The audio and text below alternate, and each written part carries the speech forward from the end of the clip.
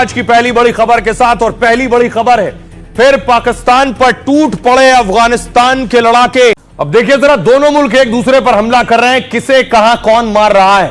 यह अफगानिस्तान और पाकिस्तान का मैप है। अफगानिस्तान के कंधार में अटैक हुआ पाकिस्तान की तरफ से, इसके अलावा पाकिस्तान के खैबर पख्तूनख्वा के कुर्रम में अटैक हुआ है। इन दो जगहों पर अटैक हुआ है, हमला हुआ है, जिसमें पाकिस्तान को भारी नुकसान की जानकारी मिल रही है। लेकिन सबसे ज्यादा नुकसान किसे हुआ है, आखिर कौन घुटनों पर आ गया है? सबसे पहले आपको बताऊं कि अफगानिस्तान को क्या नुकसान हुआ है। पाक पर एक साथ दो मोर्चे से भीषण हमला हुआ। अफगानिस्तान की सेना ने और टीटीपी ने पाकिस्तान पर अटैक किया। अफगान सेना ने डूरंड रेखा पर कई चौकियां नष्ट की। मुनीर की सेना के 7 जवानों को इस हमले में ढेर कर दिया। दर्जनों पाकिस्तानी सैनिकों के जिंदा पकड़ने की खबर है। अफगान सेना ने पाकिस्तान बॉर्डर पर भी टैंक भेज दिए। टीटीपी ने पाक चौकियों पर भीषण गोलीबारी की, बमबारी की। टीटीपी के हमले में 8 पाकिस्तानी सैनिक मारे गए। पाक सेना के कई जवान अभी भी लापता हैं। दावा यह किया जा रहा है कि टीटीपी के कब्जे में पाकिस्तानी सैनिक हैं। तालिबानी लड़ाकों ने पाक सेना के हथियार छीन लिए। अब देखिए जरा, अफगानिस्तान को भी नुकसान हुआ। जमीनी जंग में कमजोर पड़े तो हवाई हमले पर उतर आया पाक। मुनीर की सेना ने कंधार में एयर स्ट्राइक की है। ड्रोन और फाइटर जेट से अफगानिस्तान पर बमबारी हुई है। कहा टीटीपी और अफगान के हमले को नाकाम कर दिया। हमले में कई तालिबान लड़ाके और विदेशी लोग मारे गए हैं। 15 से 20 अफगान तालिबान को मारने का दावा है। 6 टैंक समेत 8 अफगान चौकियां तबाह कर दी हैं। पाकिस्तान की सेना हाई अलर्ट पर है। उन्होंने कहा, हम किसी भी हमले का जवाब देने के लिए तैयार हैं। कभी अल्थानी से यानी कभी कतर से कह रहा है बचा लो, सऊदी अरब से कह रहा है कि जंग रुकवा दो, अफगानिस्तान से कहो कि जंग रोक दे। पाकिस्तान ने सोचिए ऑपरेशन सिंदूर के वक्त सरेंडर किया था, अब अफगानिस्तान के सामने सरेंडर कर दिया। देखिए जरा, मुनीर की सेना का सरेंडर, जो पाकिस्तान अफगान को तबाह करने का दावा कर रहा था और कह रहा था कि अफगान से हमला हुआ तो छोड़ेंगे नहीं, उसने अफगान सेना के सामने 15 मिनट में सरेंडर कर दिया है। अफगानिस्तान में ऐसे मजाक उड़ रहा है, पाकिस्तान सेना की वर्दी के साथ चौराहों पर टांग दी गई है। जमीनी जंग में 15 मिनट में मुनीर की सेना सरेंडर कर दी, बैकफुट पर आ गई। अफगान ने पाक सैनिकों से उनके काफी हथियार जब्त कर लिए हैं। खबर यह है कि पाक सैनिकों ने सरेंडर करने की पेशकश कर दी। उधर शाहबाज के मंत्री भी तनाव कम करने की बात करने लगे। पाकिस्तान के रक्षा मंत्री ने सऊदी अरब और कतर से गुहार लगाई है। ख्वाजा आसिफ ने कहा, सऊदी अरब, कतर इस जंग को रोक सकते हैं, वो काबुल और इस्लामाबाद के बीच तनाव को कम कर सकते हैं। 3 दिन पहले भी अफगानिस्तान पाकिस्तान में जंग छिड़ी। करीब 5 घंटे तक दोनों देश जमीन पर हवाई हमले कर रहे थे। इसके बाद कतर और सऊदी अरब के बीच बचाव के बाद हमले रुके और शाहबाज इस बीच गाजा शांति समिट में भाग लेने पहुंच गए। ट्रंप के सामने उनकी तारीफ और शांति के बड़े बड़े दावे कर रहे थे और उनके मंत्री जंग रोकने के लिए दूसरे देशों के सामने गिड़गिड़ा रहे हैं। तो सबसे पहले मैं आपको बताऊं कि पाकिस्तान दुनिया की 12वीं सबसे बड़ी सैन्य ताकत है, जबकि अफगान सेना ताकत के मामले में 118 नंबर पर है। पाकिस्तान को चीन, अमेरिका से भारी हथियार मिलते हैं, जबकि अफगानिस्तान के पास ज्यादातर पुराने हथियार हैं। फिर भी अफगान और तालिबान भारी पड़ रहा है इन पर। अफगान और टीटीपी 3 प्लान से पाक को परेशान कर रहे हैं। पहला देखिए, यह गुरिल्ला वॉर है। गुरिल्ला वॉर का मतलब है छोटे छोटे हमलों का खेल। इसमें बड़ी सेना के खिलाफ छोटी टुकड़ियां लड़ती हैं। सीधे टकराने के बजाय गुरिल्ला की तरह छिप कर कूद कर आते हैं। बिना हथियार के हमले के भी दुश्मनों को ढेर कर देते हैं। इसका मकसद दुश्मन को थकाना और कमजोर बनाना होता है। पाक सेना गुरिल्ला वॉर से बार बार मात खा रही है और एम्बुश एक दूसरा तरीका है। गुरिल्ला वॉर से पाक सैनिकों के हथियार बारूद छीन लिए। इसका इस्तेमाल एम्बुश यानी अचानक हमले में करते हैं। वो सड़क पर अचानक पाक काफिले को टारगेट बनाते हैं और पाक सैनिकों को ढेर कर बॉर्डर भी पार कर जाते हैं और इस तरह जमीनी हमले में पाक पर भारी पड़ रहे हैं। तीसरा एक और तरीका है पहाड़ी इलाकों का फायदा। जैसे नक्सली आतंकी घने जंगलों में वारदात में माहिर होते हैं, ऐसे ही तालिबानी लड़ाके पहाड़ी इलाकों का चप्पा चप्पा जानते हैं। पाक के टैंक और हेलीकॉप्टर यहां मुश्किल से पहुंच पाते हैं, जबकि टीटीपी लड़ाके बारूद बिछाते हैं, स्नाइपर से हमले करते हैं और पकड़े जाने से पहले ही ठिकाना बदल लेते हैं। अमेरिका अफगान से जाते समय जो हथियार छोड़ गया था उनमें से बहुत से हथियार भी उनके हाथ लगे हैं और इन्हीं हथियारों का इस्तेमाल कर पाकिस्तान में तबाही मचा रहे हैं। खबरों में आगे बढ़ते हैं। उस दंगल के बाद आपको लिए चलता हूं सियासी दंगल की ओर। बिहार चुनाव से पहले एनडीए की लिस्ट आई, लेकिन महागठबंधन की लिस्ट अभी भी वेटिंग में है। फिर भी आज तेजस्वी यादव ने नामांकन दाखिल किया। तस्वीर आप देख रहे हैं, तेजस्वी यादव पहुंचे, लालू परिवार पहुंचा, उनके साथ लालू यादव भी मौजूद थे।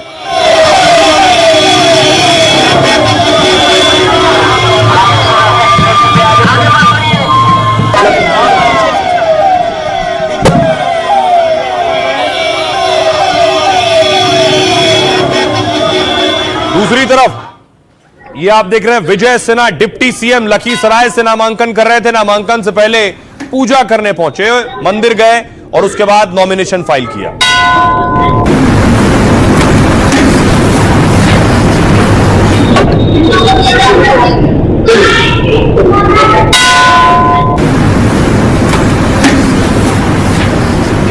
लेकिन क्या एनडीए में ऑल इज वेल है?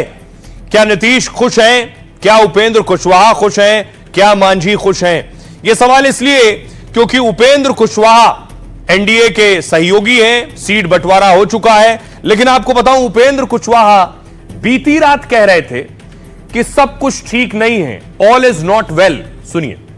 This time nothing is well in NDA. Thank you. This time nothing is well in NDA. Thank you. This time nothing is well in NDA. Thank you. उसके बाद उपेंद्र कुशवाहा को सुबह दिल्ली बुलाया गया, तो सुबह पटना एयरपोर्ट पर वो कह रहे थे सब ठीक है। सुनिए। सब कुछ ठीक हो जाएगा, इस उम्मीद के साथ, इस विश्वास के साथ जा रहे हैं। सब कुछ ठीक हो जाएगा, इस उम्मीद के साथ, इस विश्वास के साथ जा रहे हैं। सब कुछ ठीक हो जाएगा, इस उम्मीद के साथ, इस विश्वास के साथ जा रहे हैं। और उसके बाद जब उपेंद्र कुशवाहा पटना से दिल्ली लैंड हो गए तो उन्होंने कहा कुछ इशू है, उन्हें रिजॉल्व करना है। सुनिए। गठबंधन में कुछ इशू है जिसको रिजॉल्व करने की जरूरत है और आए हैं यहाँ माननीय गृह मंत्री जी से मुलाकात हम लोगों की होगी और मेरा विश्वास है कि सब चीज ठीक ठाक हो जाएगा, रिजॉल्व हो जाएगा। इस चीज को लेकर नाराजगी है? नहीं, अब ऐसी कोई बात नहीं जिसकी चर्चा है। उपेंद्र कुशवाहा दिल्ली आए और उसके बाद गृह मंत्री अमित शाह से मिलने पहुंचे। यह तस्वीर आप देख रहे हैं। उपेंद्र कुशवाहा ने गृह मंत्री से वक्त लिया था, आकर मुलाकात की है उनकी गाड़ी जब शाह से मुलाकात करने पहुंचे। एक ही में बैठे, दोनों एक ही में बैठे, दोनों एक ही में। भाई अब आपको बताऊं कि आखिर एनडीए में दिक्कत क्या थी, क्यों सब कुछ ठीक नहीं नजर आ रहा है। कम से कम बयानों से दंगल अभी चुनाव में होना है, उससे पहले क्या एनडीए के अंदर भी एक दंगल है? महागठबंधन के साथ एनडीए में भी सीटों के लिए रस्साकशी जारी है। नीतीश और चिराग कुछ सीटों को लेकर सहमति इनके बीच नहीं बन सकी। खबर यह है कि नीतीश ने एलजेपी आर के कोटे की 5 सीटों पर उम्मीदवार उतार दिए, यानी चिराग की जो 5 सीटें थी उन पर भी नीतीश ने उम्मीदवार उतार दिए। इनमें मोरवा, गायघाट, राजगीर और सोनबरसा और एकमा सीटों को लेकर विवाद है। चिराग की पार्टी इन सीटों पर उम्मीदवार उतारना चाहती है, लेकिन नीतीश ने इन सीटों पर अपने उम्मीदवार उतार दिए। ऐसे में चिराग के कोटे की 5 सीटें कम हो जाएंगी। सूत्रों के मुताबिक अपनी जीती सीट नीतीश कुमार छोड़ना नहीं चाहते हैं। पटना में बातचीत के दौरान चिराग को 22 सीटों पर सहमति बनी, लेकिन दिल्ली में हुई बैठक के बाद चिराग को 29 सीटें मिली। ऐसे में चिराग अब क्या करेंगे, इसको लेकर सस्पेंस है। जेडीयू के मुताबिक चिराग, कुशवाहा, मांझी का गठबंधन बीजेपी से है। ऐसे में जेडीयू अपनी सीटें किसी हाल में कम करना नहीं चाहती है। जीतन राम मांझी ने भी मिले 6 सीटों पर बहुत खुश नहीं है। साथ ही मखदूमपुर सीट से उम्मीदवार उतारने का ऐलान कर दिया है। यह सीट भी चिराग के कोटे में जाने वाली थी। उपेंद्र कुशवाहा भी सीट बंटवारे से नाराज चल रहे थे। कुशवाहा महुआ सीट एलजेपी आर को देने की चर्चा से नाराज थे। खबर यह थी कि उपेंद्र कुशवाहा अपने सुपुत्र को वहां से लड़ाना चाहते हैं। अमित शाह से मिलने के बाद कहा है एनडीए में all is well. Upendra Kushwaha को शुरू में मैंने आपको सुनवाया, गृह मंत्री से मिलने के बाद वो क्या कह रहे हैं वो सुनिए। सारी बातें हो चुकी है अब कोई कंफ्यूजन नहीं है। हमारी पार्टी की ओर से जो सीट्स हैं या कुछ कैंडिडेचर की बात है, हो सकता है कि टोटल कैंडिडेचर नहीं, लेकिन कुछ कैंडिडेट्स और जो सीट्स है हम उनके बारे में थोड़ी देर के बाद हम भी प्रेस नोट जारी करेंगे। ऑल इज वेल है सब कुछ, आप देख लीजिए ना, इतनी बात बोल रहे थे इसमें अपने कहा कोई कंफ्यूजन। सब ठीक है और सब ठीक हो जाएगा। हमारी अपेक्षाएं थी कि हमसे कम 12-13 सीटें हमको मिलेगी, लेकिन 6 सीट मिली है। हमारे लोग बहुत असंतुष्ट हैं, हम भी असंतुष्ट हैं। उपेंद्र कुशवाहा जी का मैं देख रहा था टीवी पर, वो तो लिख रहे थे कि सब कुछ ठीक ठाक है। अब कुछ हुआ होगा, दिल्ली क्यों गए नहीं गए मुझे नहीं मालूम। जो कुछ था बंटवारा के पहले आरोप प्रत्यारोप होता है, वो हुआ। अब एनडीए चुनाव लड़े। आप लोग मस्त रहिए, सब ठीक है, एनडीए की बड़ी विजय होगी। धन्यवाद। आदरणीय श्री उपेंद्र कुशवाहा जी ने कह दिया नथिंग इज वेल, तो इसका मतलब है कि एनडीए की नैया डूबेगी। एनडीए का मतलब हो गया है नैया डूबेगी अब की बार। ये बोल रहा है पूरा बिहार, महागठबंधन की बनेगी सरकार। राज ने तो कहा कि मुगलतई में भाजपा ना रहे, अम्माजी ने तो कहा कि एनडीए गयो भैंस पानी में, गयो भैंस पानी में। तो हालात अच्छे नहीं हैं। तो सीटों का बंटवारा हो गया और जेडीयू की लिस्ट भी आ गई है। यह है लिस्ट जेडीयू की। लगभग 57 उम्मीदवारों की लिस्ट सामने आई है, लेकिन बहुत से नाखुश भी हैं। अगली तस्वीर देखिए, जो नाखुश है वो प्रदर्शन कर रहे हैं, सड़क पर बैठ गए। दफ्तर के बाहर महुआ के समर्थकों का विरोध प्रदर्शन है।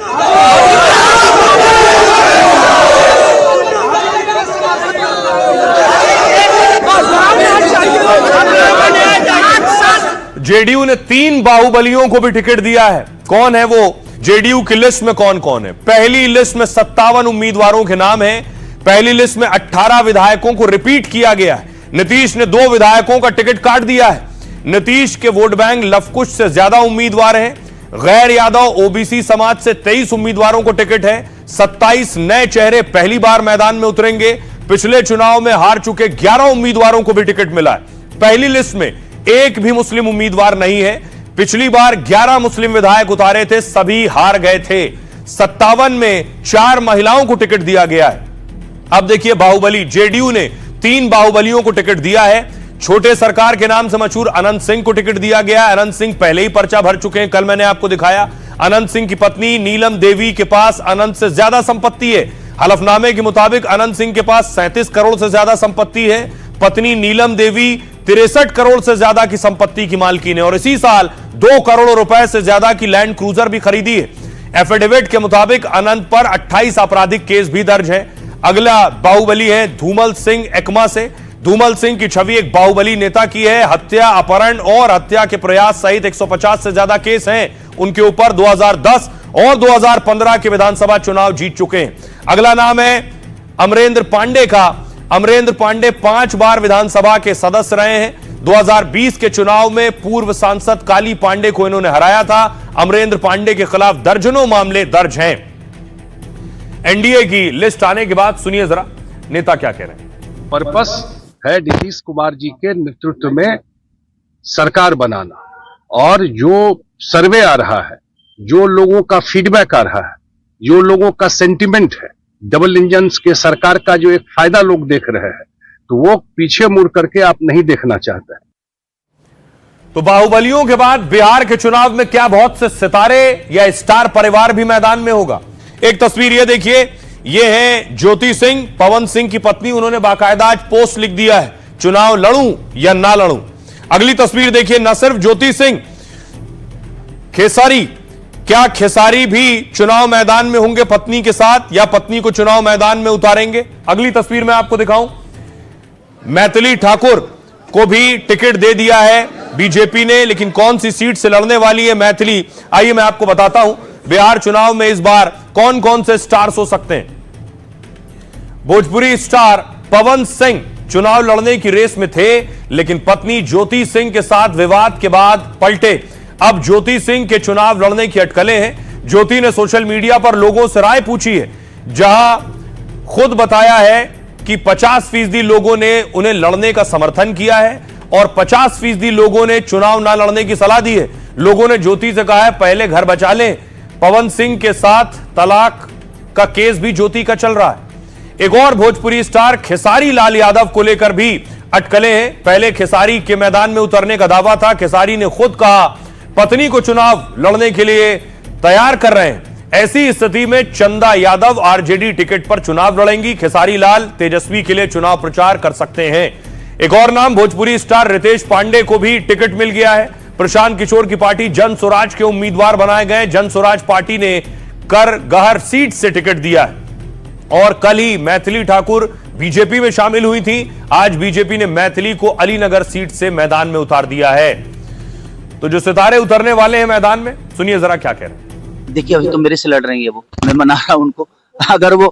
अगर वो मान गई तो लड़ाऊंगा। अभी 2 दिन वक्त है और थोड़ा सा मैं आया हूं घर पे ताकि कुछ मेरा काम है, काम करके फिर मैं शाम को जा ही रहा हूं ताकि एक बार वो आ जाए और मान जाए, क्योंकि बच्चों के भविष्य के लिए थोड़ा सा वो है कि पता नहीं मैं चली जाऊंगी तो मेरे बच्चों का भविष्य क्या होगा। तो मैं रहूंगा भैया के साथ रहूंगा इस बार और मैं कोशिश करूंगा कि जहां से जितना भी हो सके मैं उनका कदम में कदम मिला के सरकार बनाने में उनका मदद। और बिहार में एक सबसे बड़ा नाम स्टार्स की बात हो रही है तो तेजस्वी यादव ने आज नामांकन दाखिल किया है। वो तस्वीर आप देख रहे हैं, तेजस्वी के साथ लालू प्रसाद यादव भी व्हील चेयर पर आप देख रहे हैं।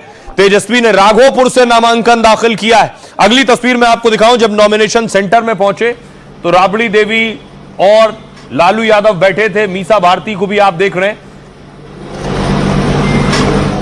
लेकिन तेजस्वी के खिलाफ राघोपुर से अब तक दावा कर रहे थे, अटकलें थी कि प्रशांत किशोर चुनाव लड़ेंगे, लेकिन प्रशांत किशोर ने आज हथियार डाल दिए।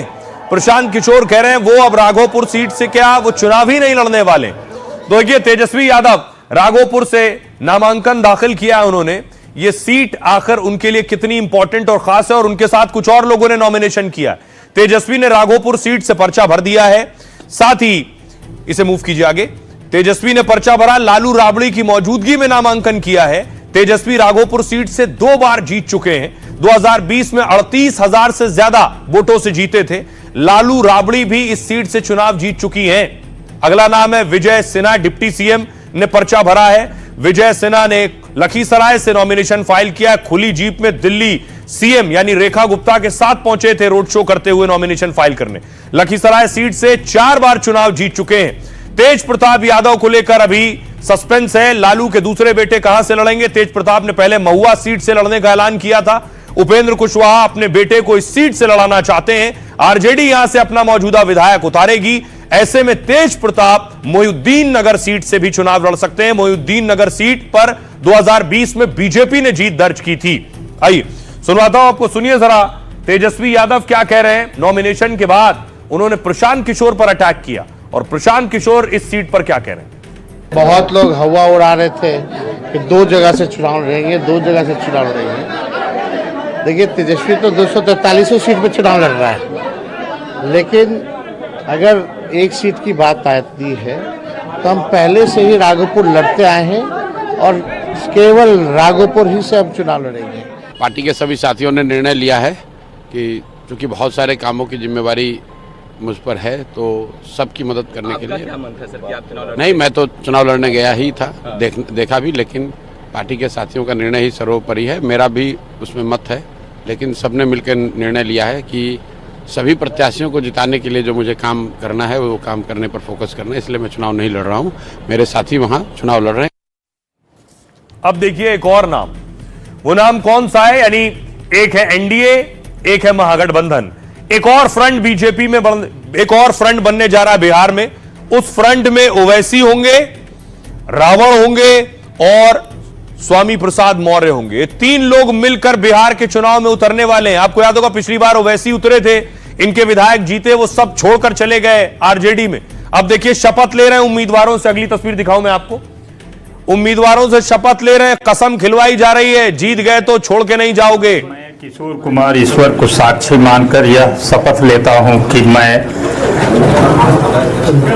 AIMIM पार्टी के नियमित सदस्य हूं। मैं ऑल इंडिया मजलिस इत्तेहादुल मुस्लिमीन एक नियमित सदस्य हूँ, मुझे इसके विचार, सिद्धांत और नेतृत्व पूरा भरोसा है।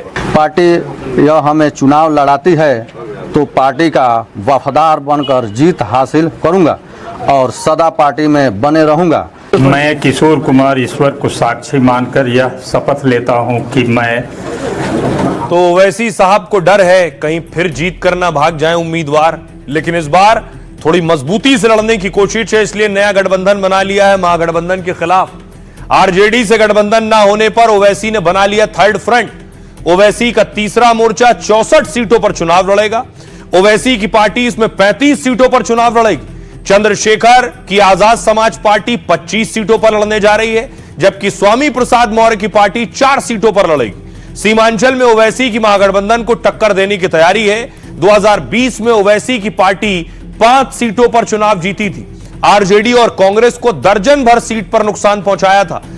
गठबंधन में पशुपति पारस और तेज प्रताप को भी लाने की कोशिश थी, लेकिन कोशिश अभी चल रही है। आइए अब आपको सुनवाता हूं असदुद्दीन ओवैसी क्या कह रहे हैं। वो समझ रहे हैं कि अपने ताकत पे सब कुछ कर लेंगे। अरे तुम नहीं कर पाओगे। हम में और उनमें फर्क ये है कि हम देख रहे हैं कि तूफान आने वाला है और ये लोग पानी से भीग कर कहेंगे कि हाँ अब सैलाब आ गया। जब बहुत देर हो जाएगी याद रखो। तुम बराबरी की बात करोगे तो बीजेपी और मोदी को रोका जा सकता है। हम बिहार में आज भी कह रहे हैं, मगर मेरे भाई कल जब नतीजे आएंगे आप गवाह रहना कि मजलिस ने कोशिश की थी, इन लोगों ने हमारी बात को नहीं माना। तो असदुद्दीन ओवैसी लगातार हमले कर रहे हैं। बहरहाल खबरों में आगे बढ़ते हैं। आज की एक और बड़ी खबर है, राजस्थान से बस में आग और 21 जिंदगियां खत्म हो गई हैं। ये कल हमने आपको खबर दिखाई थी, उस वक्त 19 लोगों की मौत हुई थी। बस जलकर खाक हो गई और इस बस के जलने में 21 जानें चली गई।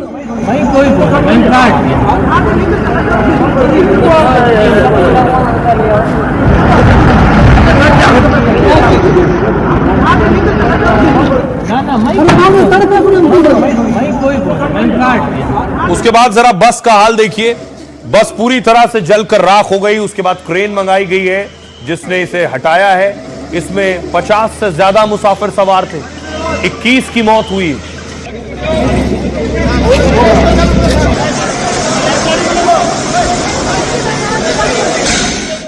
और इसमें जो शव बस से निकले वो ऐसी हालत में थे जिन्हें देखना मुश्किल था।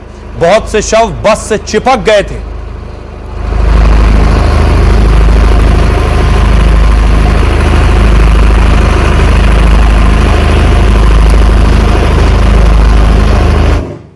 लेकिन एक और दर्दनाक बात, एक जवान, सेना का जवान भी इस बस में परिवार के साथ सवार था। पूरा परिवार इस बस में था और सभी की मौत हो गई। पति, पत्नी और दोनों बच्चों की मौत हो गई।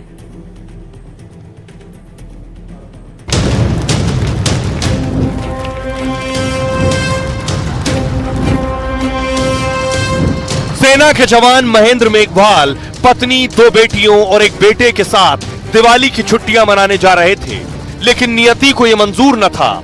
बस में आग लगी और उनका पूरा परिवार खत्म हो गया। एसी बस बीच सड़क आग का गोला बन गई, जिसमें महेंद्र और उनके परिवार के अलावा 16 और लोग जलकर खाक हो गए।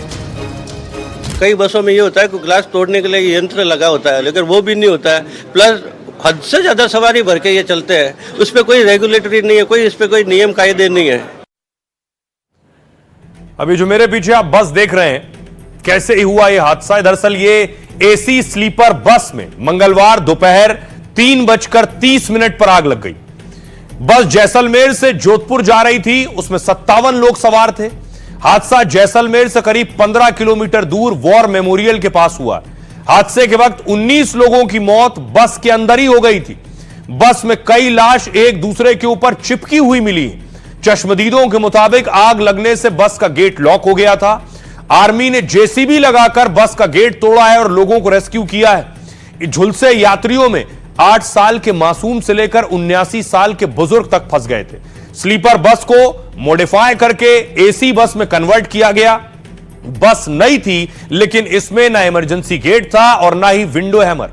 इसी महीने 1 तारीख को ही सोचिए बस का रजिस्ट्रेशन हुआ, बस को 9 अक्टूबर को ऑल इंडिया का परमिट भी मिल गया। मंगलवार को इसका महज चौथा ट्रिप था, लेकिन यह खाक हो गई चौथे ट्रिप में। आग लगने का कारण एसी में शॉर्ट सर्किट बताया जा रहा है। जैसे ही शॉर्ट सर्किट हुआ, पीछे लगे एसी की यूनिट में आग लग गई। चश्मदीदों के मुताबिक बस पूरी भरी हुई थी, लोग गैलरी में भी बैठे थे, बीच के रास्ते में भी लोग बैठे थे। जैसलमेर में स्लीपर बस अग्निकांड में मृतकों की संख्या हो गई 21। मरने वालों की पहचान के लिए परिजनों के अब डीएनए लिए जाएंगे। डीएनए से शवों की पहचान होगी। ऐसे शत विशत स्थिति में 15 लोग गंभीर हैं, 5 लोगों को जोधपुर में वेंटिलेटर पर रखा गया है। इस बीच राजस्थान सरकार ने बस हादसे में एक्शन लिया है। चित्तौड़गढ़ के कार्यवाहक डीटीओ को सस्पेंड कर दिया गया है। सहायक प्रशासनिक अधिकारी को भी सस्पेंड कर दिया है। बस की बॉडी को चित्तौड़गढ़ में परिवहन विभाग ने अप्रूव किया था। बस मालिक और ड्राइवर के खिलाफ जैसलमेर में केस दर्ज किया गया है। यह है इस वक्त स्थिति। बताया यह भी जा रहा है कि बस में पटाखे भी रखे हुए थे। सुनिए जरा क्या कुछ कह रहे हैं परिवार के लोग। बच्ची तो गए साल 5 पढ़ छोड़ दी। वो बच्चा जो जूनस है ना, वो पढ़ता था चौथी। इरफान छोटा था। इरफान छोटा था 5 साल का। ज्यादा दिल है हमें, देखो बच जाओ, नहीं बचे की था। फिर हमारे को पता चला, फिर हमको रात के वहाँ गए जोधपुर, रात को वहीं डेथ हो गई हुसैन की। बहुत गरीब परिवार है और सरकार ने जो मोदी जी ने 2 लाख रुपए के, ये तो ऊंट के मुंह में जीरा है। जब सरकार चाहे तो इनको 1 करोड़ रुपए का मुआवजा मिलना चाहिए। हर जो भी इसमें डेथ हुई है उनको। आंखें इस सिर से ऊंचो, एक हाथ एक पग, एक जल गया। खुद आप गाड़ी आप चढ़े आप खुद तो माने, इसने कोई मरने कोई चांस है ही नहीं, एक बच जासी। अब सोचिए जरा, क्या जान इतनी सस्ती है? जो लोग सफर कर रहे थे इस बस में, उनकी क्या गलती थी? लेकिन सिर्फ ये एक हादसा नहीं, जैसलमेर की एक तस्वीर देखी, आज जयपुर में भी एक बस में आग लग गई। देखिए, राजधानी जयपुर की तस्वीर सामने आई। बस में मुसाफिर थे, जा रहे थे, आग लगी, फौरन बस से उतरे।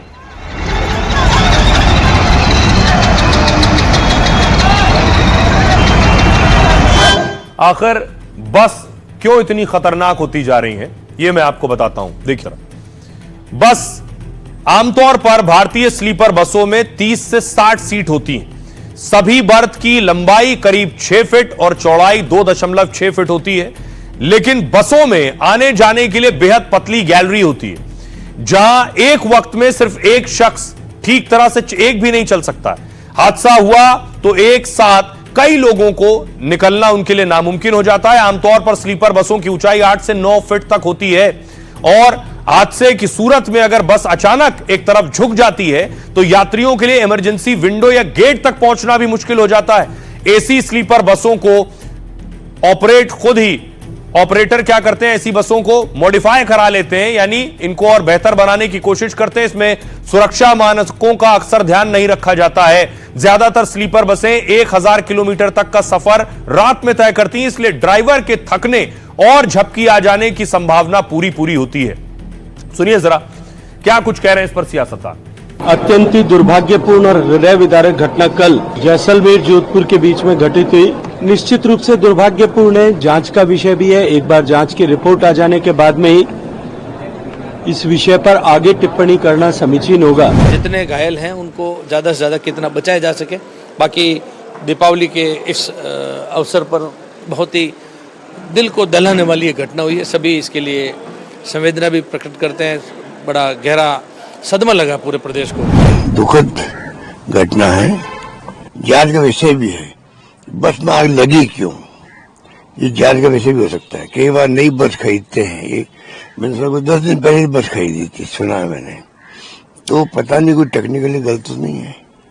ऐसे वक्त में इसको लापरवाही नहीं करनी चाहिए। पहली हमारी प्राथमिकता है कि जो इनकी जान बच गई है, झुलस गए हैं, उनको अच्छा उपचार मिले।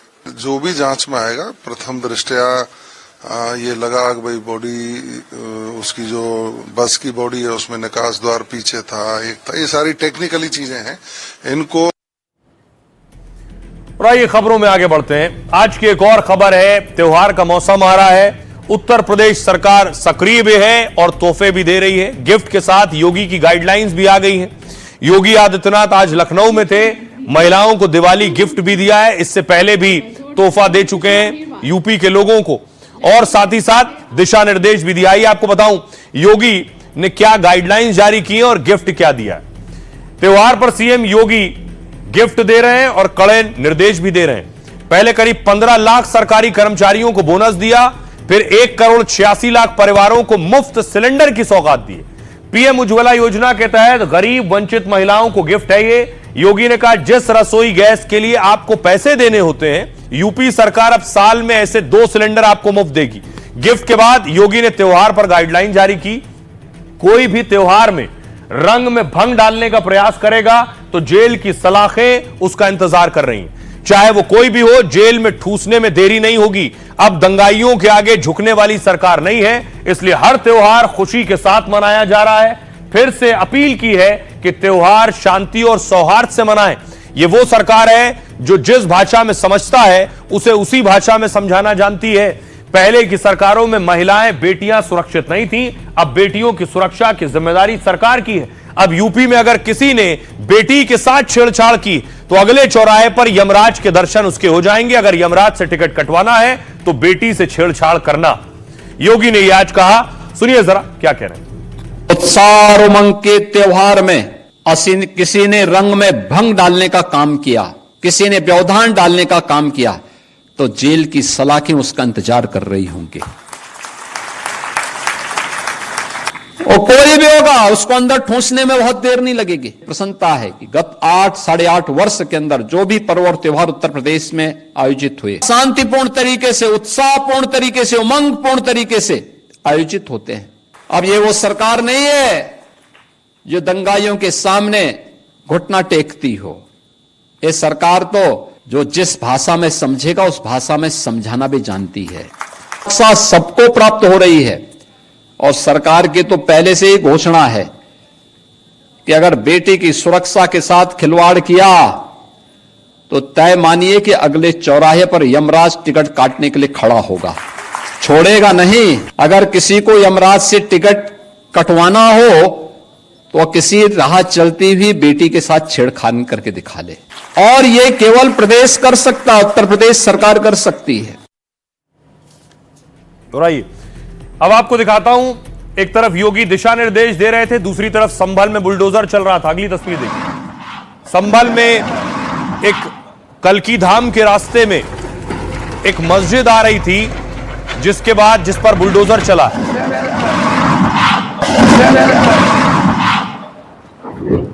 तो संभल में एक जगह बुलडोजर चला तो दूसरी जगह बुलडोजर रुका। संभल में 30 साल पुरानी मस्जिद पर बुलडोजर चल गया।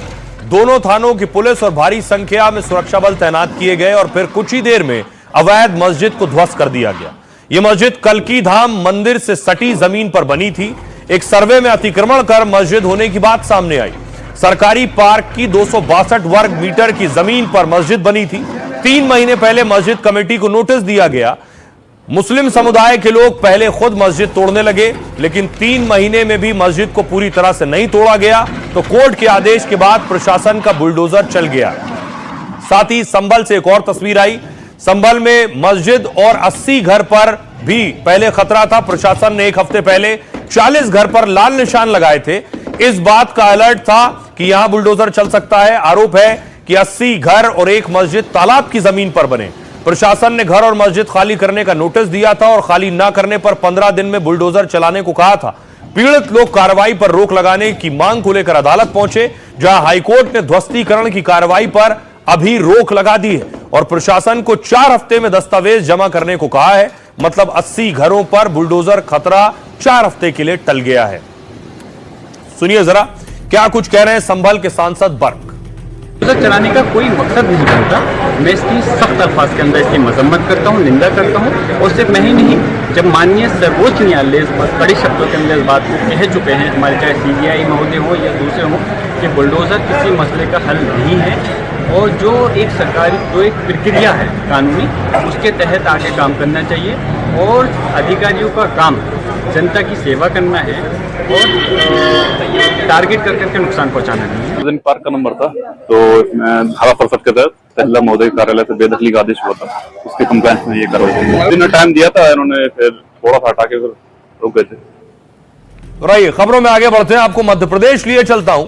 MP में क्या हुआ कि MP में कुछ लोग SP का विरोध कर रहे थे, सिटी SP का, और हिना खान को सनातन विरोधी कह रहे थे, हिंदू विरोधी और हिना खान के सामने जय श्री राम के नारे लगा रहे थे, तो एसपी सिटी भी जय श्री राम के नारे लगाने लगी। जय श्री राम, जय श्री राम, जय श्री राम। और कुछ जन्मदिन है, घर के बाहर ही मनाएंगे।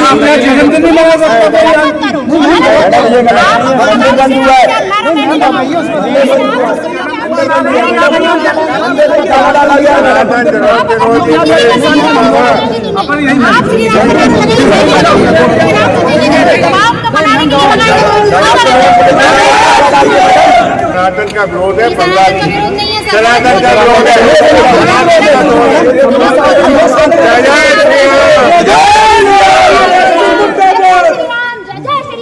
जय श्री राम। और कुछ जन्मदिन है, घर के बाहर ही मनाएंगे। जय श्री राम के नारे लगाने वाली सिटी एसपी का नाम हिना खान है। ग्वालियर हाईकोर्ट परिसर में अंबेडकर की मूर्ति पर विवाद चल रहा है, माहौल गर्म है और धारा 163 लागू है। भीड़ एकत्रित करने की मनाही, इसके बावजूद कुछ हिंदू संगठन सुंदरकांड के आयोजन पर अड़े थे। बार एसोसिएशन के पूर्व अध्यक्ष सुंदरकांड का पाठ करने जा रहे थे, तभी हिना खान ने सुंदरकांड का पाठ करने से रोक दिया। इस पर बार एसोसिएशन के पूर्व अध्यक्ष ने उन्हें सनातन विरोधी कहा। जय श्री राम, जय श्री राम, जय श्री राम। और कुछ